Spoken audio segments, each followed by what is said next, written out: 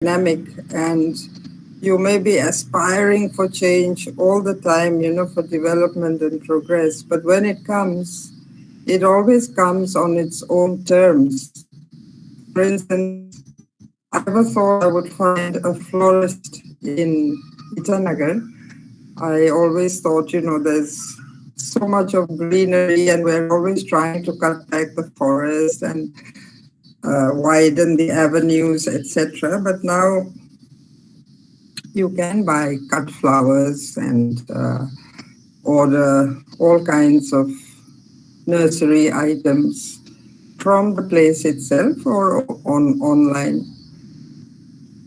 Anyway, during the lockdown, of course, Itanagar is still quite a quiet place. So I found to go back to literature, and because this is a writer's meet, I found poetry was really, what kept us afloat. As writers, we like solitude. We like to be left in the, sort of territories of thought. But I think when it is imposed, as in the cases of the lockdown, the first and second wave, it was really a very trying time for a lot of us, I think. And one had to resort to all kinds of things. You can do so much gardening. We were fortunate to have house and garden, and all my nieces, nephews were back from Delhi colleges, in fact. So there was a kind of togetherness. But as individuals, I think poetry I found was really a kind of lifeline. It was the best way of communication with people and also giving us hope again in the dark times. Like I'm always referring to a poet from China, Jidi Majia, whom I heard in one of the online, poetry festivals. And it was a translated poem, his ode to mankind. And the lines went like, this is the time when Italian tears should blur Chinese eyes.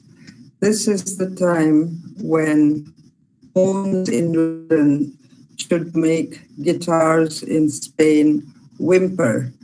So I thought these were really fabulous lines. They gave you a feeling of inspiration and of being somehow connected to a kind of larger reality, because there was so much of the blame game going on, America, Wuhan, Chinese virus leaked, bioweapons, big data, big pharma, vaccines, this kind of thing. So it was all a very uncertain and restless period. But when you hear words like this that shows the interconnectedness of people and places, it was consoling and reassuring. During the pandemic, I also had time to do more reading, because everything now is, on the internet, and we're looking at the mobile and WhatsApp posts, and also reading has kind of taken a back seat. But I was reading again or rereading, and I found a lot of things, to kind of remind us of how we started or who we were or where we were trying to get to. And I would like to just mention that when I first started The Legends of Pensam, the book, the novel, I was thinking of someone sitting in a library in some godforsaken place, not unlike Pasighat as it was many years ago, my hometown, where there was a small circular building that was the Pasighat Library. Most of the time it was locked, but I imagined, sitting there and the slanting beam of sunlight, and I was the protagonist librarian sitting in there, and I would look at the shelves of books, and I would think, among all these books, there is not a single book or map that shows my place on this earth, on this planet. And from there it became, more imaginative thoughts and the diary of the world, and then that turned into a poem. So all along things were evolving in my mind. So when Pensam was written, I started with a lot of names that were not identifiable as being from Arunachal. And when my editor asked me, I said, oh, well, it doesn't matter so much, as long as I'm putting down my feelings. But ultimately, I think it does help to have a little specificity in your writing, because you are telling about a place and a people, and the reader also needs to get a sense of place. But even so, when I record something, I always think it is a gesture of love. Writing is like an act of sharing. So people say you must explain to the reader, give a background, otherwise they may not understand. But I don't think this is entirely true, because I write leaving behind little clues or markers in the belief that some reader will one day pick up from there, reinvent or expand on it, and give new meaning to the words all over again. So that is a way of looking at the oral tradition also in the Northeast region, because we have actually two streams of literature, the written and the oral. Now, Assam, Manipur, Tripura, they have the written script, but for most of us, the rest of the ethnic and linguistic groups in the Northeast region, and mind you, it's quite a large, it's a real melting pot of ethnic and linguistic communities, maybe one of the largest in the world. We are speech communities.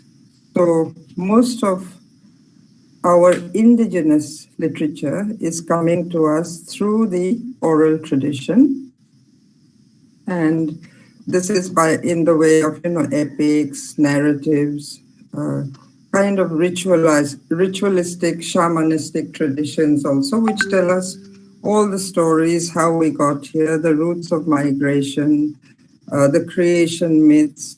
So all this is being incorporated into contemporary writings coming out of the region today, along with the script languages of, say, Assam, Manipur, Kokborok in Tripura. So this makes a very interesting mix. This is not to say that the oral tradition will be kind of recorded or transcribed into words as it is.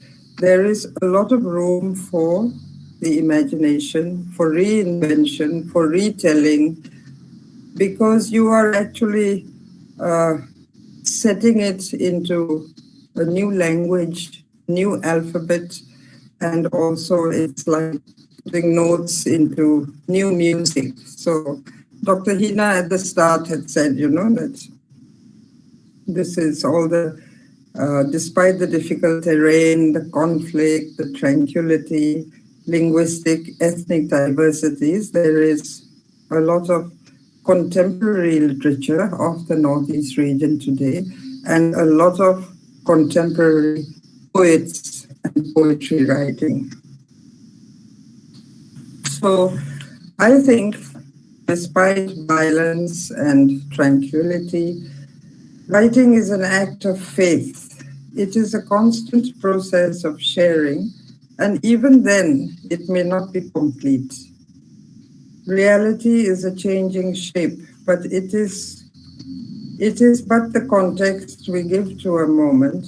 And in all this, the act of recording and redeeming something, or as in the case of oral tradition and the way mythology is used in the writings of today, it is redeeming something, not exactly appropriating, but kind of using history as a meeting place. History is the muse, and you are having a dialogue with the past that was unwritten and trying to put it into words. And it is but an attempt to hold on to that fleeting revelation of the truth of that moment. It is this scene of being witness that is our effort. Viewed in this way, writing is an act of hope. I believe to write, one has to have hope. I don't know what the hope is for or what it will be about, but there's always a feeling and anticipation, that there is something larger, bigger, and this is what I think most poets envisage like visionaries, but I understand it as an act of faith.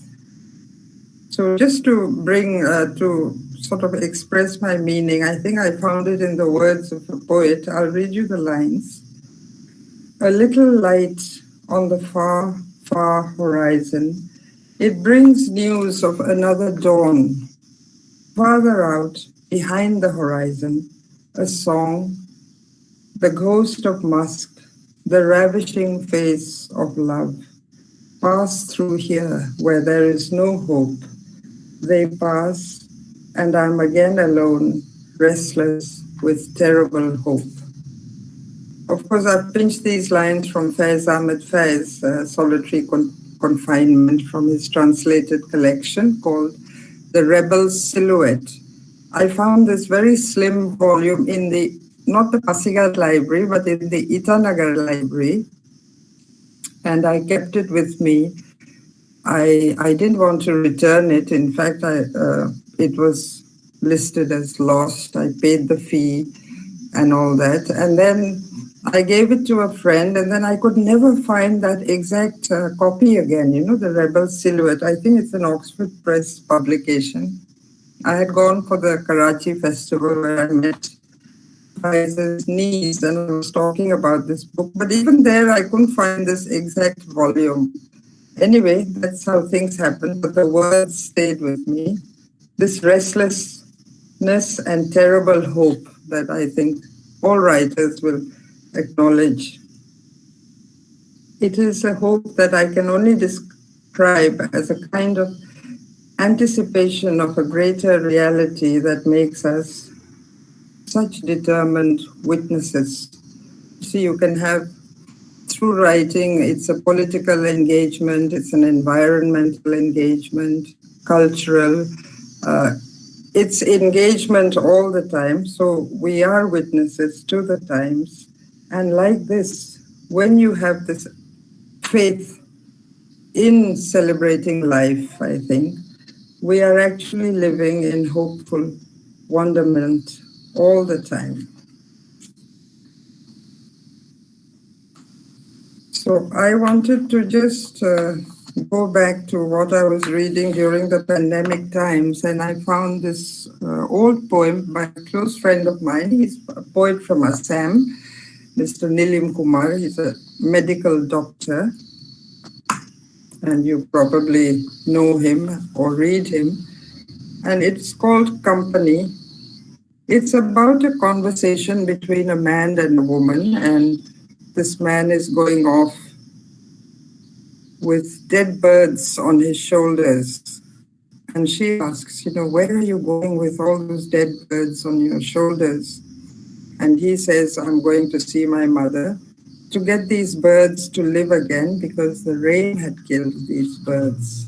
So the conversation goes on, where does your mother live? And he tells her, where beyond the houses of the wind, crossing cloud after tumbling cloud, crossing the stars in the sky, and the song and the wails of the grounds, you'll find a purple pond where in a lily does my mother live. So she wants to go, with him, but she asks, how will you cross such a kind of perilous road? And you can see the landscape coming in, the northeast region with its wind and rain and the isolation. So the man replies, I will go as song, sister, through the stones, making the leaves throb and thrill. and she wants to go with him. And she says, I'll come with you. I would love to meet your mother. And I'll also call her Ma. And, I'll reach out my hands. And he says, Sister, my mother would be angry if I take you with me. After all, I'm a loner. And she says, the woman responds with these lines, then I'd rather be a bird, brother. The rain would kill me. As a dead bird, I will go on your shoulders. This was translated from the Assamese by Pradeep Acharya. So I think this is how, you have only ink and paper to express the inexpressible. The poetry is quite fascinating because I couldn't quite imagine what Nili might have wanted to express, but it was such a powerful image. And, a man carrying dead birds, trying to resurrect them. So many things come into play in the lines of this poem. And it's what we all work with, that we just have ink and paper to try and delineate almost what is inexpressible sometimes, specifically referring to poetry. But anyway, this process of delineation, I think, is the poet's art of witness. Now we have, in recent years, there's been quite a lot of publications coming out of the Northeast region. We have so many writers, I can think of Mitra Phukan, Easterin Kire of Nagaland, Janice Parriott is from Meghalaya, Temsula Ao. Then we have many great writers coming from Sikkim, Guru Ladaki, Tashi Chopel, Dhruva Hazarika of Assam also. We also have a Northeast Writers Forum, which has, for all the states of the Northeast region, and we have annual meetings in different states. It rotates, or a state might invite and say, let's do it this year in Imphal. So this also helps to keep us going. You are talking about your English Literary Society also. I think little meetings between friends, it's not as if you're going to discuss academia or take up a big book for review. It's just meeting among friends to over cups of coffee and tea to keep inspiring each other. So this has been the primary and the most precious work, I think, of the Northeast Writers Forum, originally established to promote and bring together writers of the area writing in English because of history and the missionary schools that were set up, especially in Shillong, Meghalaya. There are a lot of writers here writing primarily in English, even if they're proficient in their mother tongue, say Assamese or Meitei from Manipur. But a lot of writers are writing in English. So now the forum is also going into translations and small publications, within the region. So from here, I would like to say recently we also had a number of publications by Zuban Books, New Delhi, and these were collections of women's writings from Nagaland, from Manipur, and the most recent one from Arunachal Pradesh. The Arunachal Pradesh one, I think, is quite a landmark or a milestone because we've never had a collection of women's writings from Arunachal Pradesh. And just editing the book, my duty was basically to compile all the articles, and we were set back with the, lockdown and of course, the pandemic that hit everyone so hard. But nevertheless, the book is out now, and it has opened up a new chapter because I find now there are so many young writers, who are treating the backdrop of the oral literary tradition in new ways. And there's no knowing where it may go, science fiction or anyway, it's a kind of liminal space that is being inhabited now by, I think, a generation of new writers. And I would just like to read you something that I've been reading out quite a lot of this also, a poem of my friend Ongbi Memchubi. She's a well-known poet, writer from Manipur. And I think in this poem, it's also in the Zuban book from Writings from Manipur. But I think the combination of, what I was talking about, history being like a meeting place, and you're taking the past, putting it maybe into a new context, but with respect and understanding the value of what was once, or what we now call ancient or older times. So in this, it's called My Beloved Mother. I peeped in, curious to know what's inside the basket, in Mother's basket. I saw her old husband, her youthful son. Why, Mother, what is this? Mother looked at me once and said slowly, if I don't carry them, how will they survive? Without any further words, she walked away as before, calmly, solemnly, my beloved mother. So this is called Aigi Pailam Nungshibi, and it's translated by Angelika Samom in the book Crafting the Word, Writings from Manipur.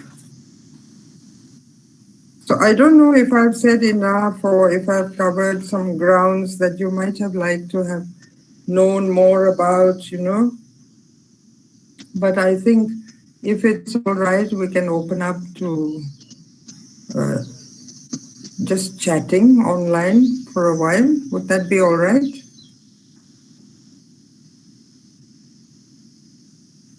Yes, ma'am, sure.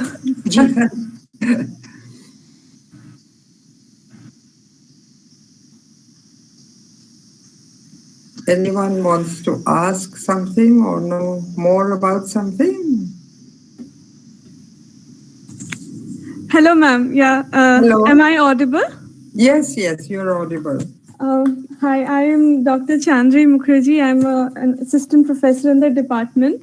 Actually, we are not able to share our delight to have you with us today because No, we have been you. reading and discussing your poetry for so many years.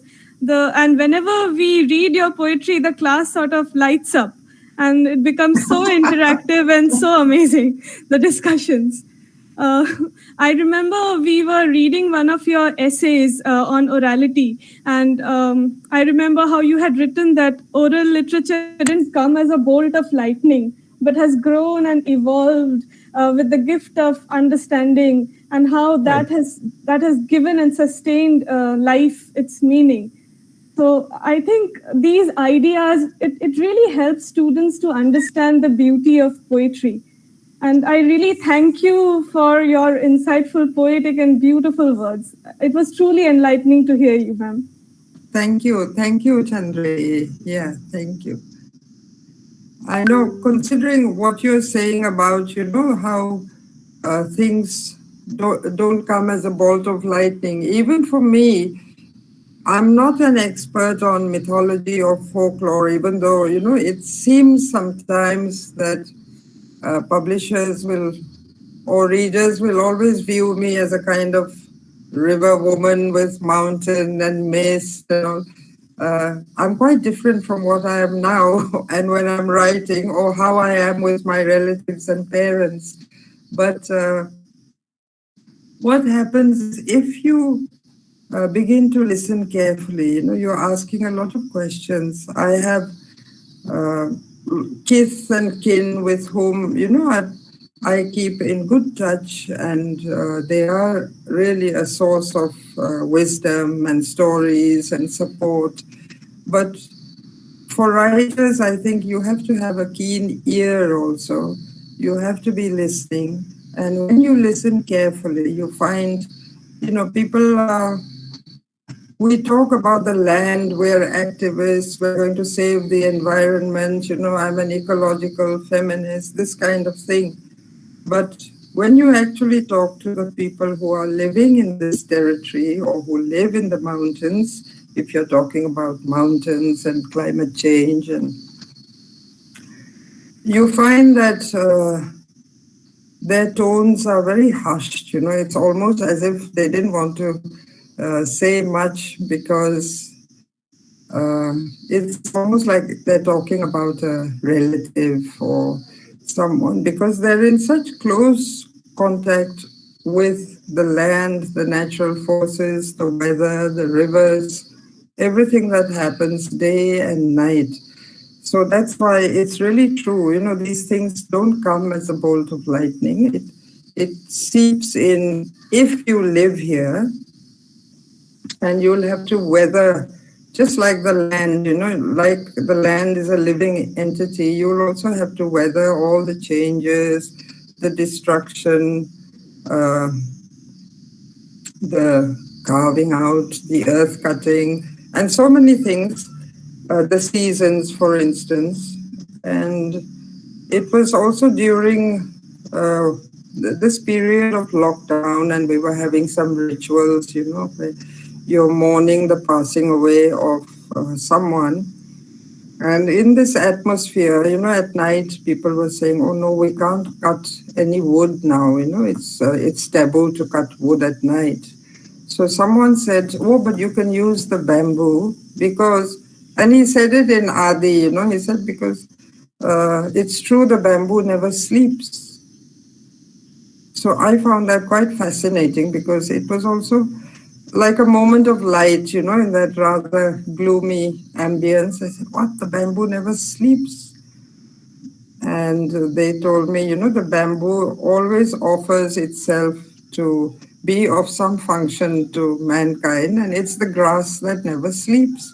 So I thought that was also quite a wonderful, for them it was not so much, but for me it was like, a renewal of a sense of wonderment in people and their thoughts and in nature itself, that kind of thing. So you just have to listen carefully, though. Thank you, ma'am. Ma'am, may we have a look at some of the questions and observations? Yes, please. Hina ma'am has asked, how does a writer reconcile speaking to oneself and speaking to others through her writing?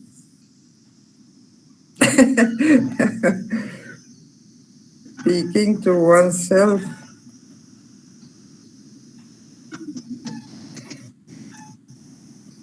Thank you, Dr. Hina. This is,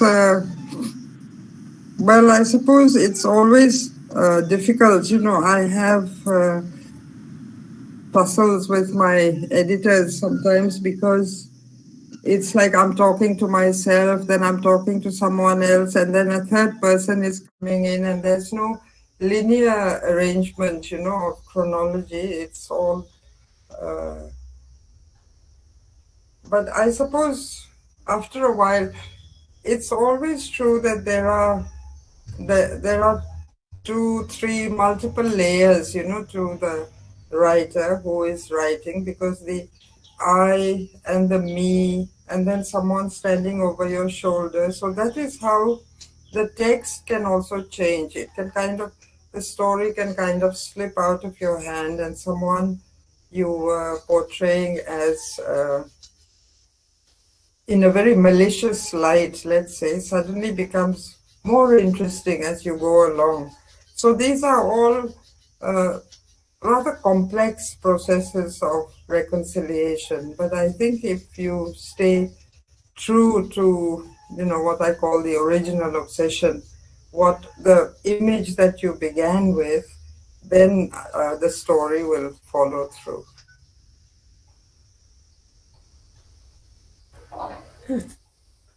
Thank you so much, ma'am. Your answer was so poetic and so philosophical, so philosophical. You know, my question. I wonder that at one level, writers are very private people, have experiences, yet through their words they share, and those experiences are transformed into universal experiences, and that is why probably we all relate to them. So there is I feel a dichotomy in the private and the public, because all that is that a writer wishes to say is revealed through the writing, and not so much through the persona per se. So very interesting. Thank you so much. Thank you. Thank you. Thank you, ma'am. So there is another question. There are two questions which are a little bit similar. Shibani Fukan has asked, the fact that a lot of literature from Arunachal is available in English, how does one retain the orality of a tradition of literature it originates from? Also, how representative is it of the linguistic and ethnic diversity?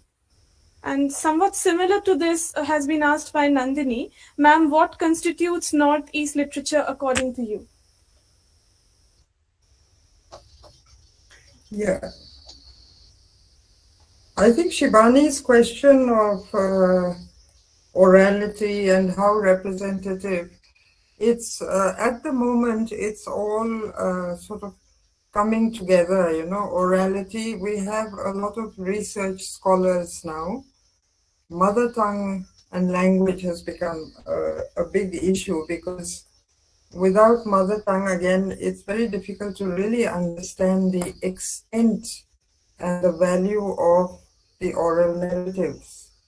Now, the narratives were what kept our ethnic identities also together, because everyone, maybe in the next village or people you meet, in some traveling through to another village, would know the story in one form or the other. Oral tradition always has, the folkloric variations from one village to another, but nevertheless, everyone knew the stories, and that is how you recognized one another. In a way, it gave you your sense of identity.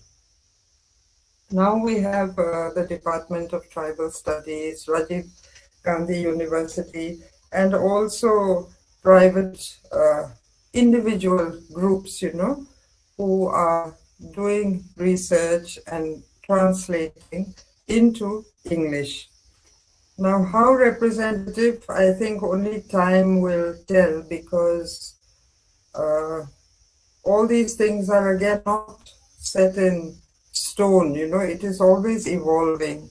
And the stories themselves are like organic beings, but I think the core values will always be there.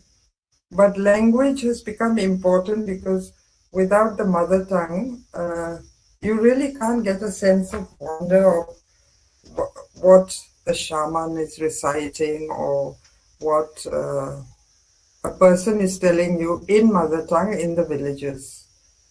And I think Northeast literature, what Nandini has asked, the geographical affinities, I think, come through in most of the writings. Till date, I know I've seen a lot of young writers have come up with new prose, new fiction, new interpretation of things, even a big black rain cloud and what it means. So this is veering towards another kind of writing, So we don't know how it will go, but anyway, as I said, it's a liminal space or threshold, and there's always horizons before you. And I think at the moment, land was the umbilical cord that held all of us together. Well, the land was the main protagonist, but this may change, it may not, it may transform, but there's no knowing. But definitely there'll be new writings, I think, new kinds of genre even from the Northeast region. Thank you, ma'am. Thank you. Ma'am, Vandana has asked whether others or the outsiders can also empathize and speak or write about the issues and document the oral cultural tradition, or whether is it only the writers belonging to that particular place who are eligible to do that? No, I think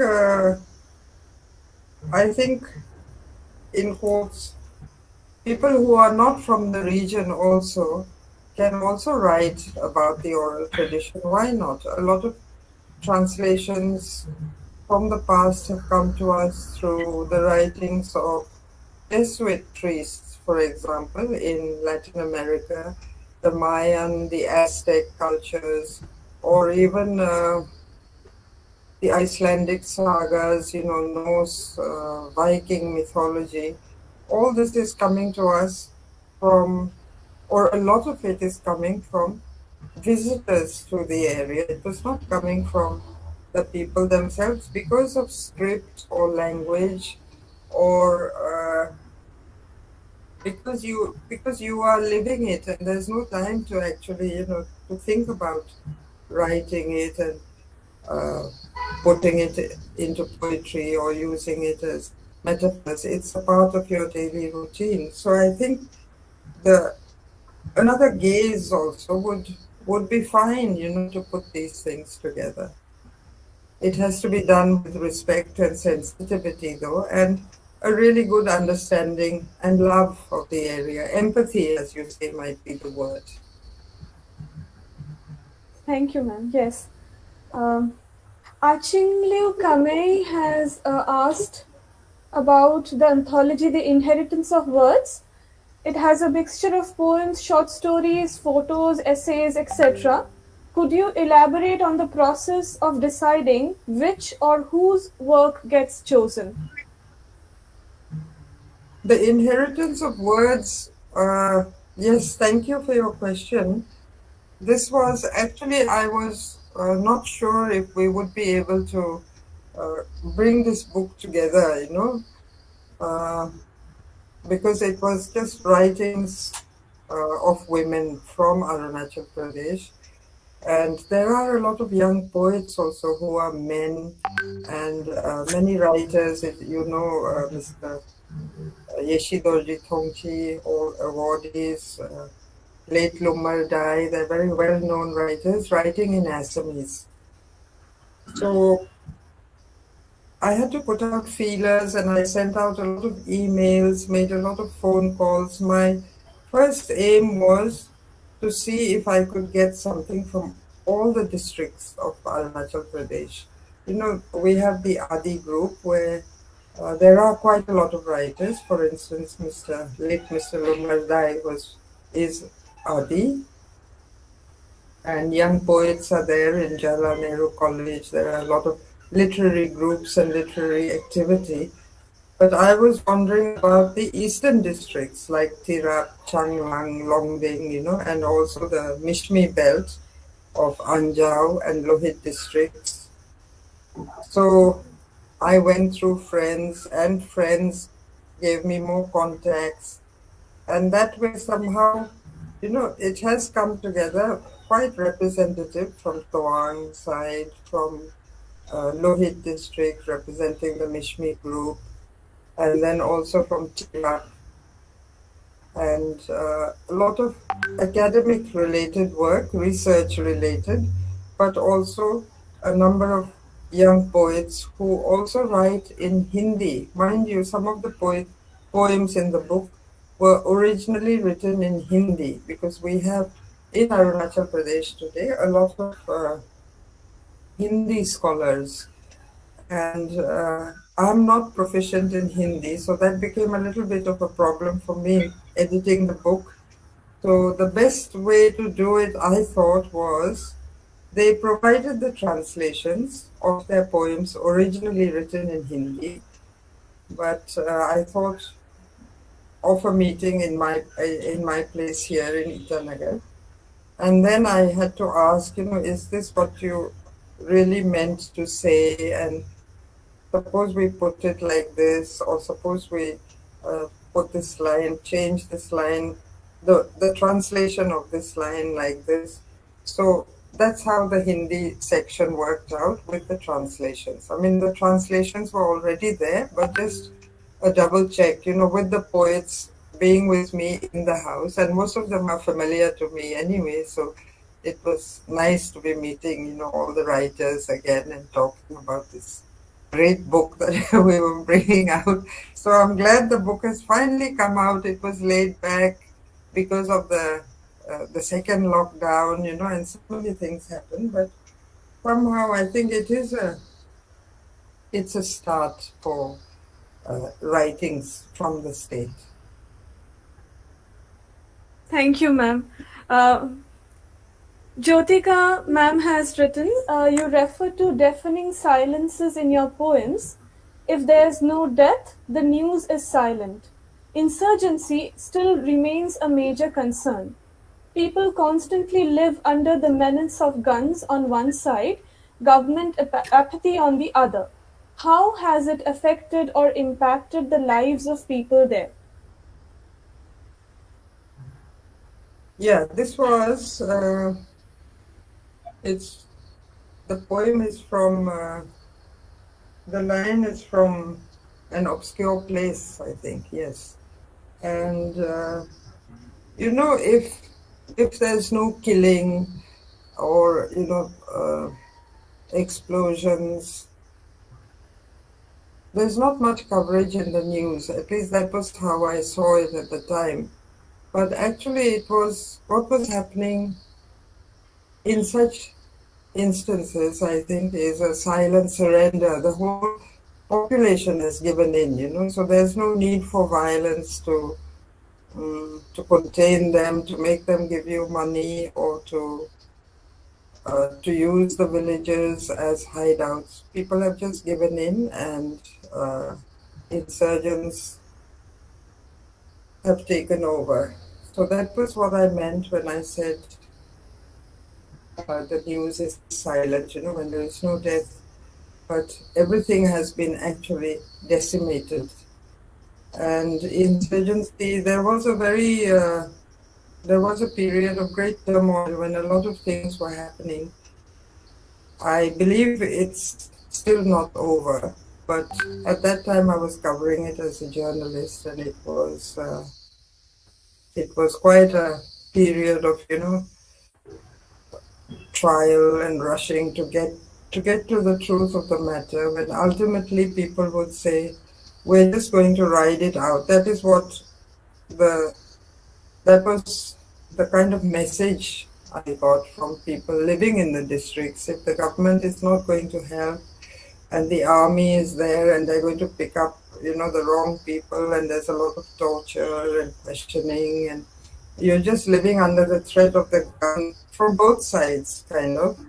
So for the average villager, I think I also thought perhaps the best way is for them to just live it out as they have done for centuries, just being there and waiting, because all things ultimately do change. It may not end, but it changes. And that I think is the situation now. Thank you, ma'am. As you have said, words ushering in hope, so we can hope for the situation to be a little better. Yeah, I think it will change, when you have a whole generation of people whose thoughts are different, and you have this global culture also. It may not be the best of things, but nevertheless, change always brings seeds of hope, I think. I like to believe that. Thank you, ma'am. Thank you.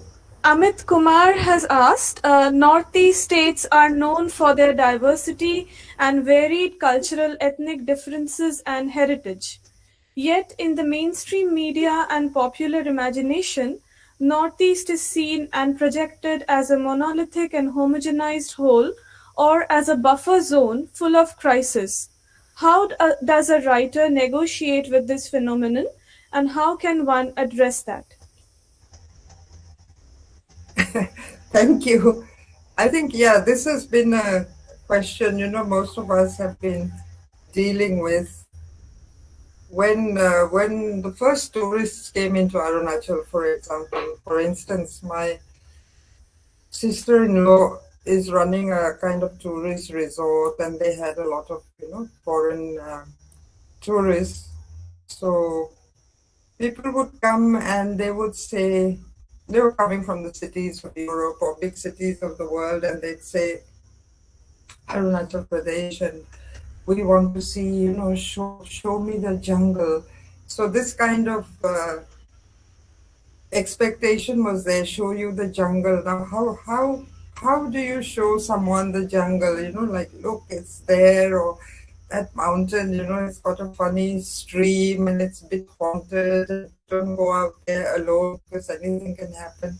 So it becomes very difficult. But that kind of expectation, anyway, ultimately you have to learn to negotiate. There is a lot of heterogeneity in the Northeast, but it's like, say, referring to Guatemala or Nicaragua, Colombia. We tend to see it as a whole. Also, sometimes, we say, oh, Machu Picchu and the Aztecs were there. There's Gabriel Garcia Marquez, But mind you, these cultures also are very different. If you go and travel there, maybe you'll find it's really quite different from what you imagined about it or thought about it through its literature. But at the same time, through the literature also, you can get a sense of place, of the differences, and that nothing is so monolithic. People are different. Even within groups, people are so different, even within families. So it's a bit like that. But it will be ultimately up to you to project that, because what is fixed in the collective mind will always be an image. And Northeast is like diverse and rich, and there's a lot of forests, sanctuaries, ecologically great biodiversity. All this is true, and we should not be, uh, let's say, set back by this image that others have. We can share and change it, talk about it, laugh about it, and I think then things will come across better. Thank you so much, ma'am. Ma'am, we have a hand which has been raised. Yumnam Rocky, are you here? Would you like to share Yes, your observation? thank you so much. Um, First of all, I would like to thank Mamangdai ma'am for her time with us today. Thank you so much, ma'am. Thanks. My question is, I was reading an essay by Robin S. Ngangom, one of the notable Manipuri poet, and he says that a poet from Northeast region cannot sit idle at all because there is always a gun which is pointed at him. And he says that a writer from these regions cannot indulge in mere verbal wizardry and woolly aesthetics. So there is always a sense of urgency in your writings, a sense of an immediacy. So do you also write with this sense of immediacy in your works? So that is my question. Thank you, Yumna. I think I write with a great deal of immediacy, mainly because I like to clear my desk and move on to the next, piece of work that has suddenly captivated me, and I feel I must write it. If not for anything else, just for myself. It's almost like a pathological condition that I have to sit and write. And usually the imagery comes out or the lines come out as poetry. Robin is a close friend. I know he has been doing so much work with writing. He is a very poetic person, and also translations of Manipuri writers. So Manipur has, I have been quoting so many of their writers recently. we lost a very dear friend, Raghulai Shankam, and they have also written about the troubles, but it's projected, as flowers, lilies, the broken window pane. So I think these are all images that are actually really very hurtful, and that makes for a sense of immediacy and urgency. But with the engagement of a writer, you can only have this if it's your reality at that moment. I didn't want to write too much also about Tirak Changlang when they were so disturbed and there was the demand for union territory and breaking away even from Arunachal Pradesh, not breaking away but having a union territory status, because one never fully understood the whole of it. So unless you're there, I don't think there's any need to say I must write about that insurgency problem, or I must write about the trees, or I must write about such and such thing. It will be what moves you at that point in time. Thank you, ma'am. Ma'am, Aarti Mathur, should we consider this as the last question? Aarti Mathur has asked, the women protagonists in your fiction seem to indicate land and identity and traditions as impediments to their thirst for mobility and free spirit. Would you like to share with us the idea of land and identity from a gender perspective?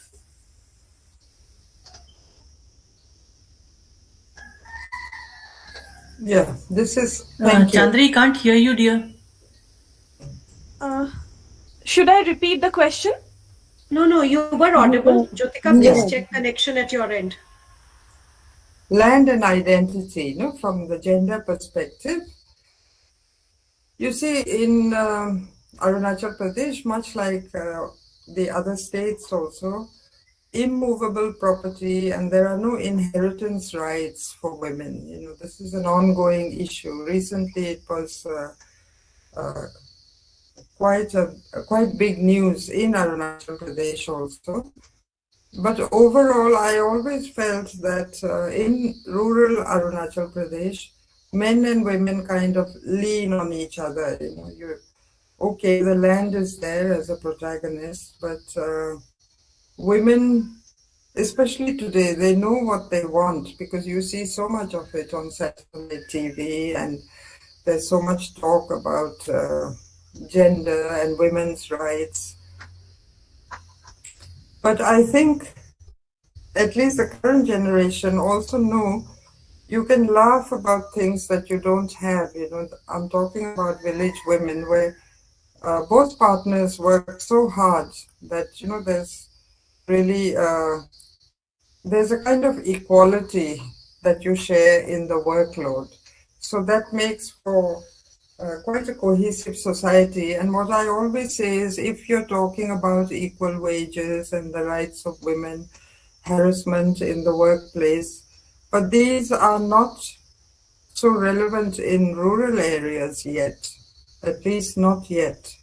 So there's a question of women just being tough, they can multitask. I have sisters in the village who have all come down to Itanagar most of the time because they're looking for jobs now. This is the new rural-urban migration taking place. But they also have this great sense of humor, I think, that makes women more enduring and more flexible, in all circumstances across the world.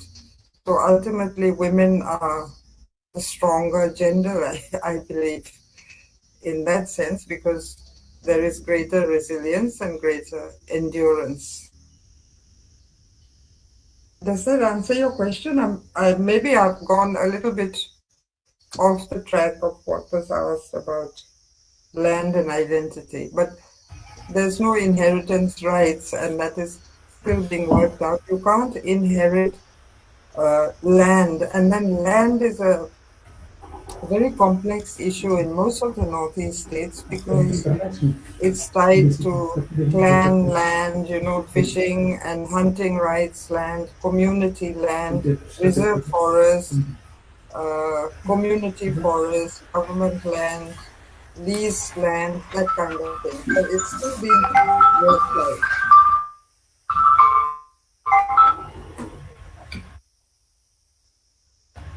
Yeah. Thank you. Chandra, if I may make a suggestion, I see Professor Shamila Narayanan is with us. Could we request her to speak and share her thoughts about the presentation, ma'am? Please, ma'am. Oh, thank you so much. And thank you, first of all, to Mama and Guy for a very enlightening session. It was good to hear you. And Thank also, you. we could further appreciate, the background and the problems and solutions of your area. And I thank you to the college for arranging this. I wish you all the best for the coming Thank year. you. Thank you. Thank you. Thank you. I think there was one more hand raised. Sovik. And there are still questions pouring in. So if ma'am would be kind enough to take one or two more questions, would you have the time, ma'am? Yeah, maybe last two questions, Chandra. Yeah. Last two questions, yes. We have a question by Pemo Yolmo. We read your poems in the post-colonial literature paper in University of Delhi. How has your experience of post-coloniality been as a writer from Northeast India? Well, Pema, that is, I think, a good question for the academics because we are just sitting here writing. Mind you, I write in great isolation, there's hardly any sharing. So these are thoughts, just pen to paper. I also write longhand, but I think writing has just been that exercise, wandering in the territories of thought without thinking much about post-colonial and the other terms. Pemo. Thank you. Thank you, ma'am. And finally, we have Harshita Singh's question. Ma'am, which was the most bizarre source of inspiration you ever got for your writings? Bizarre. Now I have to think about that. Someone was just telling me the other day, you should write about ghost stories, just a book on ghost stories because I have a lot of aunts in the village. There's always a great lot of maternal, links with aunts telling you stories about this or that. In fact, women are really the custodians of all the stories most of the time, in lullabies, songs, remembrances. So I think one was, someone told me about this huge, anyway, 3 men or 4 men were out in the forest and they were cutting this akkam patta, we say, there's a leaf used for wrapping food items and all purpose. And then he was just cutting off the stalks on a long piece of fallen timber. And then it moved, the timber. It was actually a huge python, must have been a Burmese rock python or something. So they all jumped back, falling this way and that way. And then they said, no, but people you can make a meal of it also. The flesh is quite good. And the python was lethargic and also ultimately they killed the python and carried it back, slung over their backs, 4 of them. Can you imagine 4 grown men heaving and panting and really pushing hard through the undergrowth, wet leaves, mud and watery slopes and slithering down. So when they were within sight of the village, just there's a small stream, a very shallow stream floating by, flowing by, when suddenly the snake came to life and slipped off their shoulders in one movement and slipped into the stream and disappeared. Huge snake it was, like four of them, and it was a long thing. So I found it bizarre, but I also found it quite wonderful because it was almost as if the snake had slipped out of its skin and, just flung these men backwards and gone back into the stream. It was just biding its time and waiting, for that water. It could move faster and it was gone, almost the length of the stream was covered in, or the width of the stream was covered in one slither. So that was mentioned also in one of the poetry books, I think, just as an anecdote, and I found it quite fascinating. But it's true, these things happen, so that's what I was saying. People live with it. They don't talk much about these things until slowly, oh yes, at one time, like this. And why did I do that? Because we believe it's like this, so stories come to you also very slowly. Thank you, ma'am. That was truly fascinating. Narayan, ma'am, would you like to say a few words? No, just a brief comment. I feel this aspect of post-coloniality, as they call it, I feel it's given much more importance than it deserves. Because after all, if by the post-colonial, people think basically of the effect of the British Empire. So that's just a very short span in the history of India. I mean, we have got a history going back centuries before the British came. So I feel that all this post-colonial thing, it is just a very small layer, very thin layer in our inheritance. So I feel quite uncomfortable with people giving it all that importance. And that's just a comment. And thank you for the fascinating story. Thank you. Thank you, Professor Shyamala, also for supporting your answer to post-coloniality. Thank you. Thank you. Thank you, ma'am. Thank So, you. with that, we are concluding today's event. I, Dr. Chandri Mukherjee, would like to thank our guest of honor, Ms. Maman Dai, for sparing time out of her busy schedule and agreeing to be a part of our event. We are extremely grateful to you, ma'am. Thank you for your valuable insights. Thank you. It was truly enlightening to hear you speak. I would like to thank our officiating principal, Dr. Hina Nandrajog, for her unlimited support and encouragement. Dr. Jyotika Elhans, teacher in charge, Department of English, for her enthusiasm and guidance. Dr. Anchala Paliwal, for being ever so gracious and helpful, and the entire Department of English of Vivekananda College. This event was the brainchild of the students of the English Literary Society and would not have been possible without their diligent efforts. Last but not least, a heartfelt thank you to all the participants and the audience who joined the event and made it a success. We hope we can continue this wonderful demonstration of expressions and thoughts in the future as well. Thank you and best wishes to all of you. Thank you. Thank you so much. Thank you all so much. Thank you, ma'am. Thank you. Thank you so much. Thank you, Vivekananda College. Thank you, Dr. Hina, Dr. Chandra. Thank you so much. You're leaving us all with a big smile on our faces. I'm smiling too. Thank you. Thank you. Thank you, ma'am. Okay. So,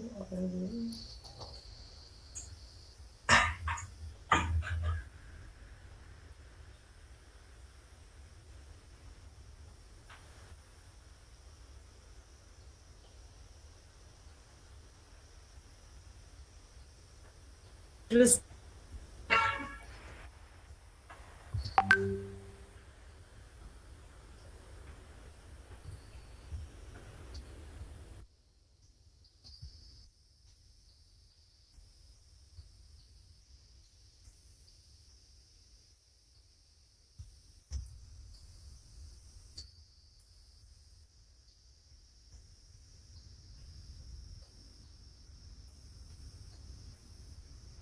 Thank you, Chandray. Thank you, everyone.